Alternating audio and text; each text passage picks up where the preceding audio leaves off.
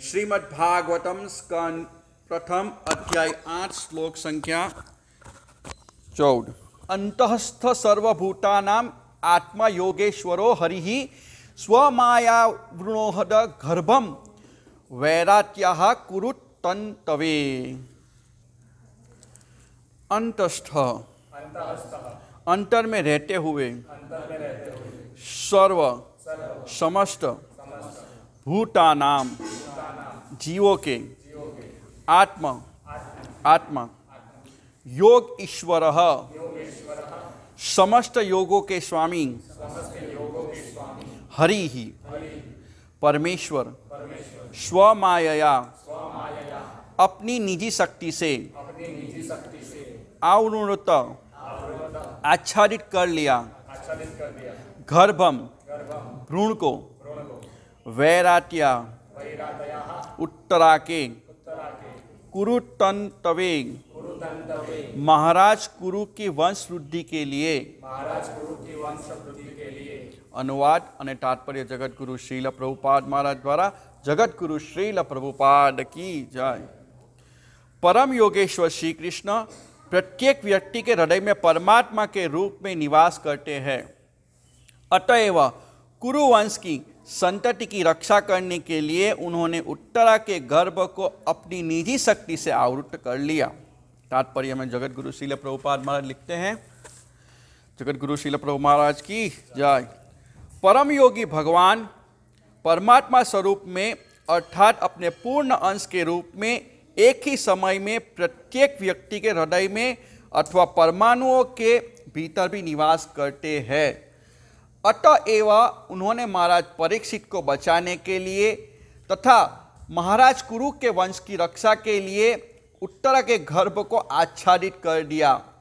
महाराज पांडु भी कुरु के ही वंशज थे। इस प्रकार धृतराष्ट्र तथा पांडु दोनों के ही पुत्र महाराज कुरु के वंशज थे। अतएव दोनों के ही सामान्य रूप से कुरु कहलाते थे। लेकिन जब इन दोनों परिवार में मनोमलिन्य हो गया तो धृतराष्ट्र के पुत्र कुरु कहलाने लगे और पांडु के पुत्र पांडु कहलाने लगे। चूंकि कुरुक्षेत्र के युद्ध में धृतराष्ट्र के सारे पुत्र तथा पौत्र मारे जा चुके थे, अतएव इस वंश का अंतिम पुत्र कुरु पुत्र के नाम से अभिहित किया गया है। तो बहुत सुंदर तात्पर्य प्रभुपाद जी लिखते हैं कि परम योगी भगवान परमात्मा रूप में अर्थात अपने पूर्ण रूप अंश में रूप में वे स्वयं प्रत्येक व्यक्ति के हृदय में तथा परमाणु के भीतर भी निवास करते हैं। तो समझने जैसी बात है कि माता उत्तरा के घर में भी परमात्मा रूप में रहते थे, तो अश्वत्थामा के घर में भी रहते थे, हृदय में रहते थे, क्योंकि भगवान हर जगह रहते तो अश्वत्थामा में भी था। हाँ, अच्छा, उसके घर में परीक्षित महाराज थे, तो परीक्षित महाराज के क्यों क्या लिखते हैं प्रभुपाद जी, परमाणु में तो परीक्षित महाराज भी थे तो उसके अंदर भी थे। और प्रभुपाद जी आगे लिखते हैं, अतएव उन्होंने महाराज परीक्षित को बचाने के लिए महाराज कुरु के वंश की रक्षा के लिए उत्तर के घर में आच्छादित कर दिया। तो हम समझ सकते कि भगवान हर जगह रहते हैं, तो अश्वत्थामा के में भी रहते हैं, उत्तरा के घर में भी रहते हैं और परीक्षित महाराज में भी रहते हैं, क्योंकि भगवान परमाणु रूप में हर जगह व्याप्त है। मतलब ब्रह्मास्त्र में भी व्याप्त है। जो ब्रह्मास्त्र छोड़ा गया था उसमें भी भगवान तो होंगे ना। तो ये भगवान की अनंत लीलाएं हैं। भगवान दिखाना चाहते हैं कि मैं अपने भक्तों का पक्षपात, मतलब मुझे मेरे भक्त विशेष प्रिय है, मैं किसी का पक्षपात नहीं करता हूं। भगवान भगवत गीता में कहते हैं, समोहम सर्वभूतेषु न में द्वेष्यस्ति न प्रियम। क्या कहते हैं भगवान? एक ही लाइन में सब कुछ बोल देते हैं भगवान कि मैं सबको सम सर्वस्व भूतेषु, मैं ना तो किसी का द्वेष करता हूं ना किसी का पक्षपात करता हूं, मैं सबों के लिए संभव रखता हूं। फिर क्या आगे बोलते, किंतु ये भजन्ति तो मां भक्त्या मयि तेषु च आप्यम। मतलब किंतु मैं जो भी भक्तिपूर्वक मेरी सेवा करता है वह मेरा मित्र है और मुझ में स्थित रहता है और मैं भी उसका मित्र हूं। भगवान एक ही लाइन में सब कुछ बता दिया। मैं किसी का पक्षपात नहीं करता हूं, मैं सबको समान देखता हूं, लेकिन जो मेरा भक्त है वो मेरा मित्र है। तो इस जगत में क्या करना है हमें? सिर्फ भगवान की भक्ति, भगवान के सेवा। तो भगवान की सेवा करते तो भगवान विशेष कृपा करते, भगवान अपने हिसाब से आदान प्रदान करते हैं। हम क्या मांगते हैं भगवान से? देखिए, भगवान, हमें समझ लेना चाहिए कि परमात्मा के लिए सब ये, मतलब हमें जान लेना चाहिए कि हर एक व्यक्ति को परमात्मा के ज्ञान का अंतर्सुद को समझ लेना चाहिए कि भगवान कौन है। तो हमें समझना, 3 बातें समझनी चाहिए हमें। सबसे पहले कि भगवान सर्वोपरि भोक्ता है, हर एक वस्तु के मालिक है और सबके श्रेष्ठ सुभक्त मित्र भी है। यह हमें सबको समझ लेना चाहिए अच्छी तरह। लेकिन हम क्या करते हैं? भगवान के पास जाते हैं और कुछ ना कुछ मांगते रहते हैं। पिता को सब पता है कि पुत्र को क्या चाहिए, क्या नहीं चाहिए, पुत्र के लिए क्या अच्छा है, क्या बुरा है। हमारे पिता को पता है ना। माधव यहां घूम रहा है तो व्यासदेव प्रभु को पता है ना, इसको यहां नहीं घूमना चाहिए, यहां नहीं घूमना चाहिए, ये खा लेगा, वो खा लेगा, उनको पता है। उसी तरह भगवान को सब पता है कि हमारे लिए क्या श्रेष्ठ कर है, क्या श्रेष्ठ कर नहीं है। लेकिन हम भगवान के पास कुछ ना कुछ मांगते रहते हैं। हम भगवान की सेवा की बजाय हम भगवान को सेवा में लगाते हैं। हम मांगते तो क्या करते हैं? हम भगवान को सेवा में लगाते हैं। भक्ति सिद्धांत महाराज सरस्वती ठाकुर महाराज कहते हैं कि भगवान से भक्ति का अतिरिक्त मुक्ति और कुछ भी मांगना, जैसे एक निधन व्यक्ति के पास, जैसे निधन व्यक्ति एक बहुत बड़े धनी व्यक्ति के पास जाके क्या मांगते पता है? मुझे कुछ राग दे दीजिए, ऐसा कार्य है। तो इस संदर्भ में एक बहुत सुंदर कथा बताते हैं भक्ति सिद्धांत महाराज। एक उपाख्यान बताता है कि एक बुढ़िया थी, वो जंगल में जाके लकड़ियां इकट्ठा करती थी। उसका कार्य था लकड़ियां इकट्ठा करना, घर आके फिर उसको बेचना या जलाना। तो एक बार उसने बहुत सारी लकड़ियां इकट्ठी कर ली और जैसे तैसे करके उसने अपने सर पे रख दी। सर पे रख दी और जंगल से निकल रही थी और रास्ते में क्या हुआ, किसी कारणवश वो लकड़े का भारा नीचे गिर गया। अब वो सबको पुकारने लगी और चिंता करने लगी, क्या होगा, कौन आएगा, कौन चढ़ाएगा इस सर पे, कौन चढ़ाएगा। वो बहुत विलाप करने लगी और बार बार सबको पुकारने लगी, कोई नहीं आया। तो अंत में उसने भगवान को पुकारने लगी। तो भगवान को पुकारने लगी, भगवान भक्त वत्सल, भगवान आया। आकस्मिक रूप से भगवान उसके सामने प्रकट हो गए और बोले, तुम क्या चाहती हो? आप मुझे पुकार रहे हो, क्या चाहती हो? भगवान ने पूछा। तो उन्हें कहा, कृपा करके मुझे ये मेरा जो बोझ है मेरे सर पे रख दीजिए। हाँ, तो ये हमारे भक्ति सिद्धांत महाराज कहते हैं ये हमारी मूर्खता है। भगवान सब कुछ दे सकते हैं, लेकिन हम क्या मांगते हैं? ये लकड़ी का बोझ मेरे सर पे रख दीजिए। ये हमारी परिस्थिति है।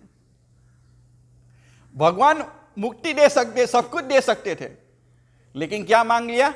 ये भारा मुझे ले दिए।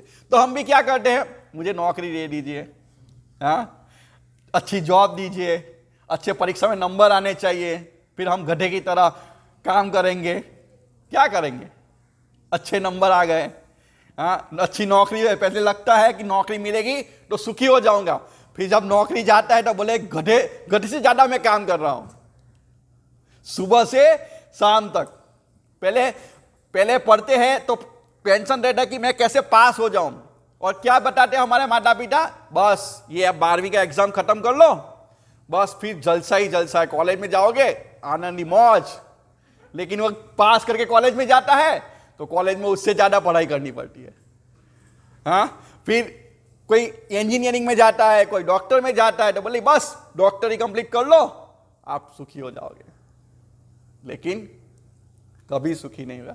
भगवान यहां पे सिक्का मार दिया, दुखालयम अशाश्वतम। कैसे सुख मिलेगा?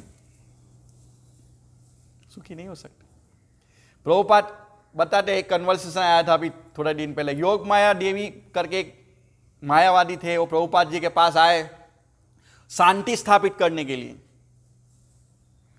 शांति स्थापित करने के। और उनके शिष्य आए, वो माता जी भगवा वस्त्र पहन के श्रील प्रभुपाद जी के पास आए और प्रभुपाद जी को बताने लगे उनके कि हम लोग एक शांति परिषद समारोह मनाना चाहते हैं, तो आप भी आइए। तो श्रील प्रभुपाद जी ने बहुत सुंदर आंसर दिया। प्रभुपाद जी ने कहा कि टॉयलेट के अंदर हम थोड़ा सा परफ्यूम डाल देंगे तो क्या रहने लायक हो जाएगा? ये जगत ऐसा ही है।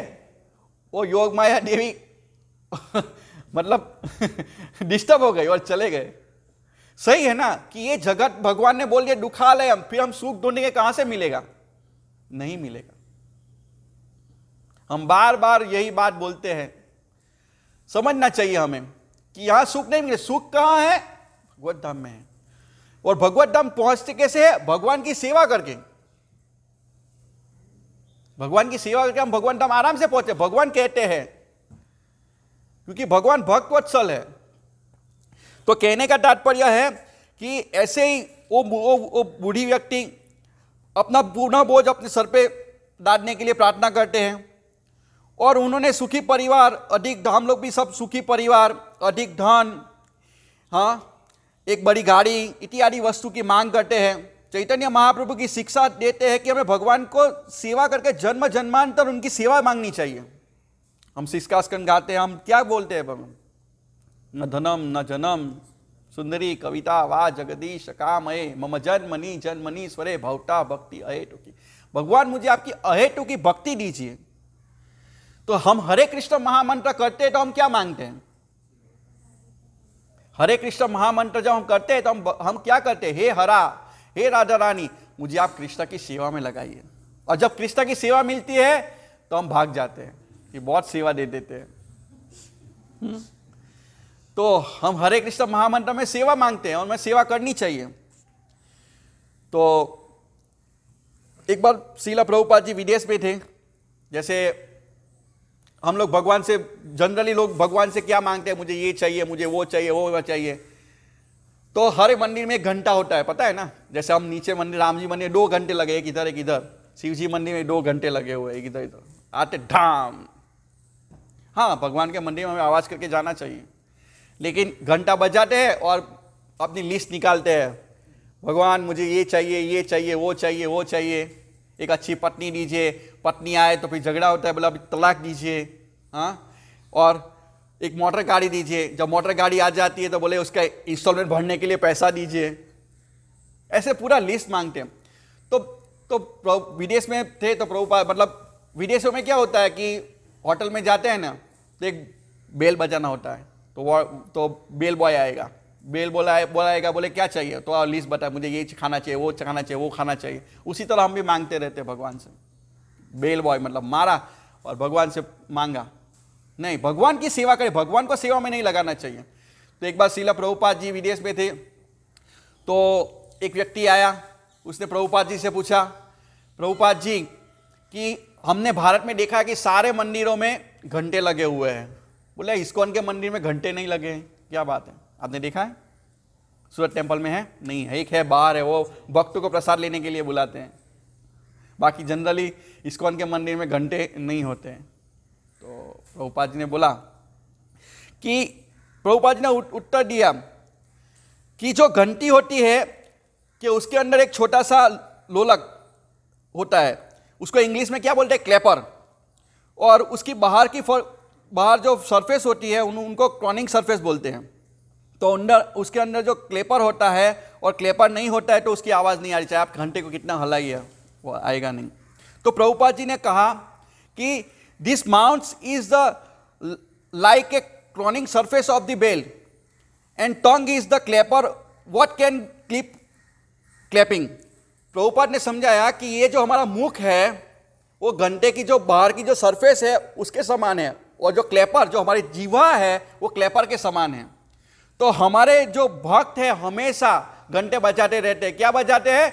हरे कृष्णा कृष्णा कृष्णा हरे हरे, हरे राम राम राम हरे हरे। इस्कॉन की क्लैपिंग मतलब घंटा बजता ही रहता है, चाहे कोई फंक्शन में जाए, चाहे कहीं पे भी जाए। कल हम यहाँ यज्ञ चल रहा था, हाँ, भूमि पूजन हो रहा था, तो हम लोग क्या कर रहे थे, हम घंटा बजा रहे थे, हरे कृष्णा कृष्णा कृष्णा हरे हरे, हरे राम राम राम हरे हरे।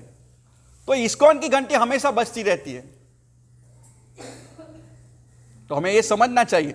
और आज के जो विशेष लोग हैं उसमें श्रील प्रभुपाद जी लिखते हैं कि दोनों को कुरु बताया जाता है, दोनों ही कुरु वंश के थे। इसीलिए यहाँ पे लिखा है कि कुरु वंश के मतलब परीक्षित को भी कुरु कहा जाता है। क्यों? क्योंकि दोनों ही कुरु वंश में उत्पन्न हुए थे। लेकिन धृतराष्ट्र की कूटनीति के कारण धृतराष्ट्र अपना और अपने भाई पांडु के पुत्र में भेंट करता है, तो वहीं से ये कूटनीति शुरू हो जाती है। इसीलिए वो लोग कुरु वंश कहलाए, कौरव कहलाए, और ये लोग पांडव कहलाए। वास्तव में दोनों ही कुरु थे और दोनों की रक्षा के लिए भगवान ने अपना सुदर्शन चक्र चलाया और दोनों को गर्भ को आवृत करके परीक्षित महाराज की रक्षा की। क्योंकि भगवान हर जगह है, परमात्मा रूप में परीक्षित के गर्भ में भी, परीक्षित के हृदय में भी थे, भगवान उत्तरा के हृदय में भी थे, पांडवों के भी हृदय में थे, और अश्वत्थामा के हृदय में भी थे, और ब्रह्मास्त्र में भी थे। क्योंकि परमाणु में भी थे तो ब्रह्मास्त्र में भी थे। लेकिन भगवान अपनी लीला के माध्यम से बताना चाहता है कि मैं अपने भक्तों का रक्षक हूं। तो इसीलिए हमें समझना चाहिए कि हमें भगवान की सेवा करनी चाहिए, ना कि भगवान को सेवा में लगाना चाहिए।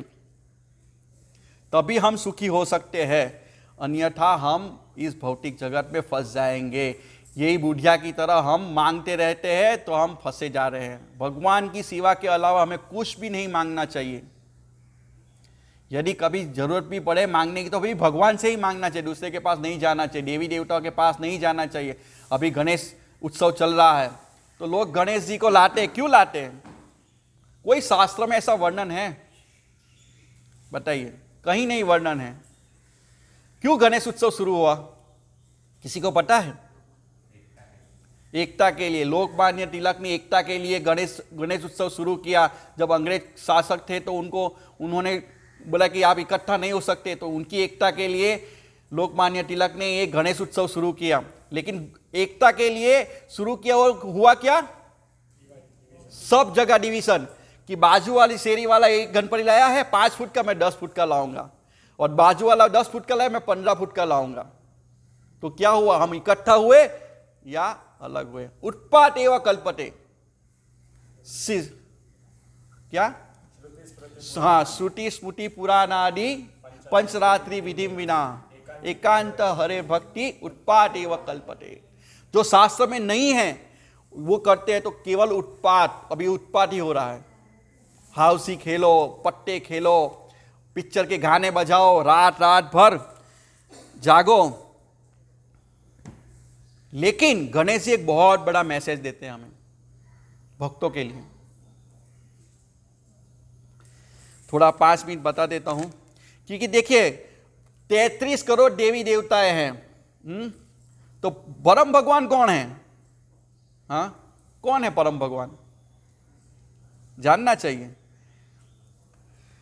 हम देखते हैं शिव जी का महीना गया अभी, श्रावण मास। यहां बहुत से लोग आते थे ना, हर सोमवार को शिव जी का महीना आता है तो लोग श्रावण मास करते हैं। गणेश चतुर्दशी आती है तो अभी गणेश जी के उत्सव में सब लोग लगाते हैं। अब इसके बाद नवरात्रि आएगी तो माता जी की उपासना करेंगे। तो कौन है परम? कौन है परम? जानना चाहिए। लोग जानते नहीं हैं, बस अपनी इंद्रिय तृप्ति के लिए करते रहते। 33 ऐसे हम 33 करोड़ देवी देवताओं को प्रणाम करने जाएंगे ना, तो एक दिन में रोज 9 लाख देवी देवताओं को प्रणाम करेंगे तो एक साल में पूरे होंगे 33 करोड़। कितने? एक दिन में कितने लोगों को प्रणाम करना पड़ेगा?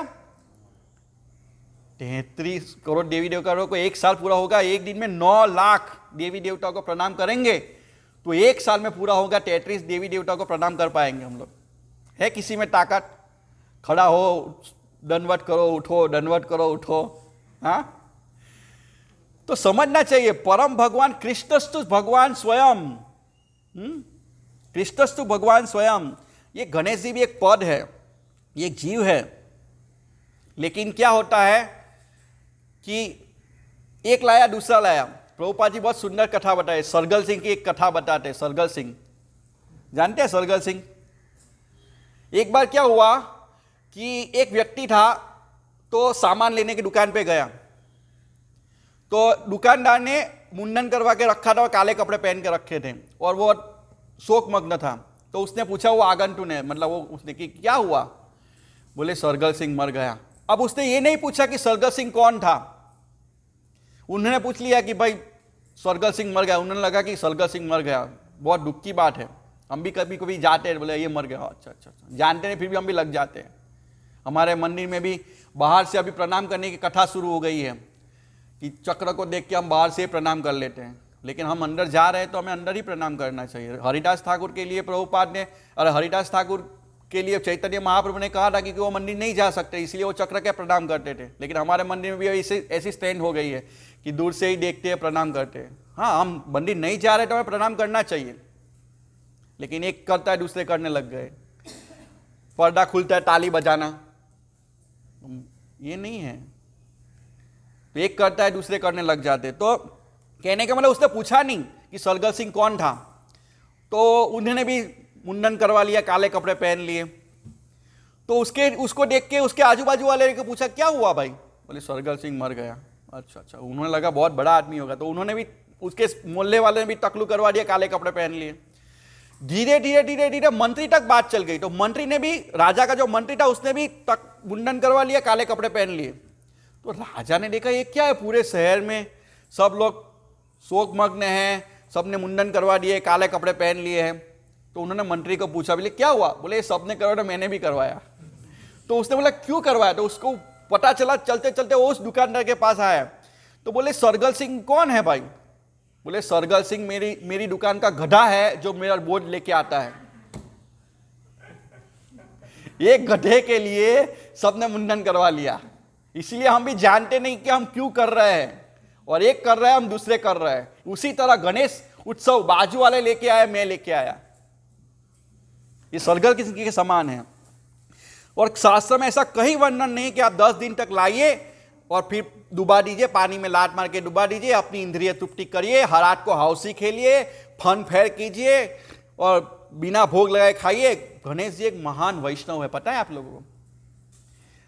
ब्रह्म संहिता में वर्णन आता है, ब्रह्मा जी करते स्तुति करते हैं, यत पाद पल्लव युग विनिधाय कुंभो ध्वंदे प्रणाम समय सगणादिराजन विघ्नन विहंतु मलमस जगत्रयत्र गोविंदमादि पुरुषाम तमाम भजामि। वो नरसिंह देव के शिष्य है। नरसिंह देव के चरण कमल यथपाद पल्लव कुंभो, मतलब उनके कुंभ पे, उनके नरसिंह देव के चरण कमल को अपने कुंभ पे धारण करके तीनों लोगों के विघ्न को हरते हैं। इतने महान वैष्णव हैं और हम उनकी अपमान करते हैं। महाप्रभु का एक वीडियो आया था कि आपने गणेश जी की हत्या के लिए पैसे दिए हैं। सच में जब मूर्ति का विसर्जन हो जाता है उसके बाद उसकी इतनी खराब हालत होती है, तो हम अपमान करके, क्या हमें लाइसेंस मिला है क्या? नहीं। आदि देवी, आदि भौतिक, आध्यात्मिक तीनों विघ्न को दूर करते हैं। गणेश जी एक महान वैष्णव है। गणेश जी हम जो आज भागवत पढ़ रहे हैं ना, वो गणेश जी ने लिपिबद्ध किया है, इतने महान हैं। महाभारत का संकलन गणेश जी ने मतलब लिपिबद्ध किया। व्यासदेव बोलते थे और गणेश जी लिखते थे। आज गणेश क्या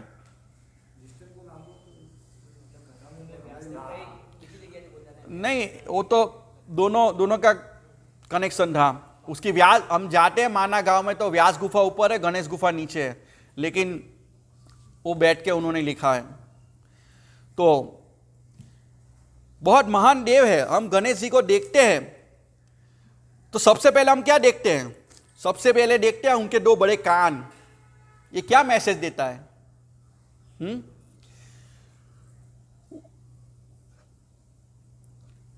और कान देखो उसका मुख छोटा है, तो हमें क्या समझना चाहिए? तो गणेश जी ये मैसेज देना चाहते हैं कि हमें भगवान कृष्ण की कथा बहुत ध्यान से सुननी चाहिए, और जब बोलना है तो हमें कृष्ण के बारे में ही बोलना चाहिए। ये उनका मैसेज है, ये उसके मुख से। कान बड़े हैं तो क्या करना चाहिए? उनके कान से हमें कृष्ण कथा बहुत ध्यान से सुननी चाहिए और अपने मुख से कृष्ण कथा बोलनी है। कृष्ण कथा के सिवा और कुछ नहीं बोलना चाहिए, प्रजल्प नहीं करना चाहिए। ये मैसेज देते हैं। फिर हम क्या देखते हैं, उसके बड़ा पेट। गणेश जी का पेट बहुत बड़ा है। तो गणेश जी का पेट बहुत बड़ा है तो वो बहुत खाते हैं और सब हजम कर जाते हैं, क्योंकि गणेश चतुर्दशी आती है तो सब लोग अलग अलग घर में मोदक अर्पण करते हैं। तो भगवान गणेश जी हर घर में जाते हैं और मोदक एक्सेप्ट करते हैं और सबको पचा लेते हैं। तो इससे क्या मैसेज मिलता है? इससे मैसेज मिलता है कि मान अपमान सब कुछ सहन कर पचा लेना चाहिए। हमें कोई मान दे वो भी पचा लेना चाहिए, अपमान करे तो भी पचा लेना चाहिए। भगवद गीता में भगवान कहते हैं मात्रा स्पर्शास्तु कौन्तेय शीतो सीना सुगुदा, सब पचा लेना चाहिए हमें। तान स्थिति भारत। तो ये गणेश जी मैसेज देते हैं कि हमें मान अपमान दोनों को सहन करना चाहिए, पचा लेना चाहिए, प्रत्युत्तर नहीं करना चाहिए। अमानी न मान देना कीर्तन्य सदा हरि। फिर हम देखते हैं उसका वाहन क्या है? चूहा। चूहा कभी भी एक जगह स्थिर नहीं रहता है। जब पिंजरे में बंद हो जाता है ना तो भी भागता रहता है। तो ये चूहा जो है हमारे मन का प्रतीक है। तो गणेश जी हमें सिखाता है कि मन को वश में करिए, उसके ऊपर सवारी करिए। लेकिन होता क्या है, हम मन पे सवार नहीं होते, मन हमें सवार करके लेके जाता है। हम जप करने शुरू करते हैं तो हमारा मन भाग जाता है अमेरिका, आज ये करना है, वो करना है, वो करना है, रहता है किसी का मन। जैसे ही माला पकड़ते हैं हम लोग, मन भागता है, आज ये करना है, वो करना है, वो करना है, वो करना है, वो करना है, ये करना है, ये इसको मिलना है, इसको मिलना है, इसका पैसा, इसका पूरा, और माला पूरी हो, माला खत्म हो गई। लेकिन गणेश जी यहां मैसेज क्या देते हैं कि मन के ऊपर सवार होइए आप लोग। गणेश जी उसके ऊपर चढ़ जाते हैं। मन को बुद्धि से वश करिए, भगवत गीता में भी आता है मन को बुद्धि से वश करिए। लेकिन अभी क्या हो रहा है, हमारा मन ने बुद्धि को वश कर लिया है, उल्टा है, इसलिए हम सब दुखी हैं। तो ये गणेश जी का मैसेज है इतने सारे। और सबसे बड़ा मैसेज, गणेश जी एक प्रार्थना करते हैं, गणेश जी स्तुति करते हैं। गणेश भी वैष्णव है। ये ब्रह्म वैवर्त पुराण में श्रीमद कृष्ण जन्म खंड में 122 और 123 नंबर का श्लोक है।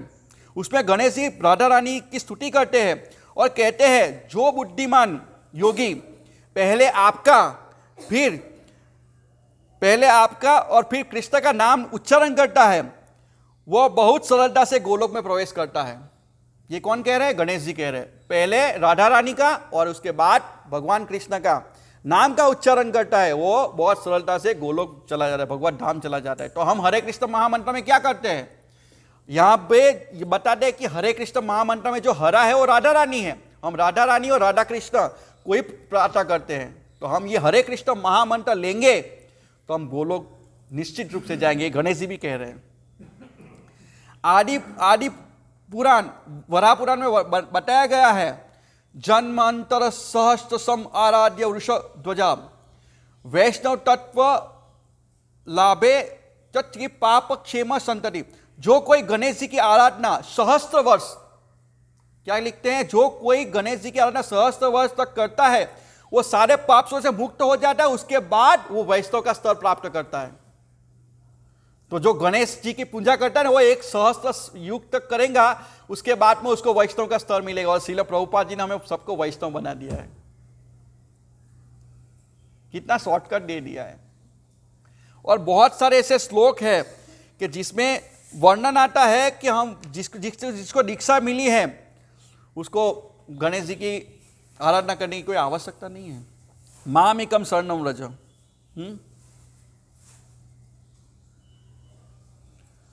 लिखा है, देखिए ये श्लोक है, मैं श्लोक नहीं, मैं खाली अनुवाद पढ़ता हूं। पद्म पुराण में लिखा है, यह भक्त जो भगवान के प्रति शुद्ध भक्ति के लिए आसक्त है और वैष्णव मंत्र द्वारा दीक्षित है, उसे कदापि गणेश या अन्य देवता की पूजा नहीं करनी चाहिए। पद्म पुराण। हम ऑलरेडी गणेश जी की पूजा करते हैं, भगवान की पूजा करते हैं, तो भगवान कहते हैं, लेकिन वो सब अविधि पूर्वक करते हैं। तो मैं यहां विराम दूंगा क्योंकि समय हो रहा है। बहुत कुछ बताना चाहता था लेकिन आज प्रचार के लिए जाना है तो हमें प्रचार करना चाहिए, तो भगवान अति प्रसन्न होंगे, और प्रचार करेंगे तो भगवान के प्रिय बन जाएंगे। तो भगवान कहते हैं समहम सर्वभूतेषु, लेकिन मैं विशेष उसका ध्यान रखता हूं जो मेरे भक्त है। हरे कृष्ण। श्रील प्रभुपाद की जय। ग्रंथराज श्रीमद् भागवतम की जय।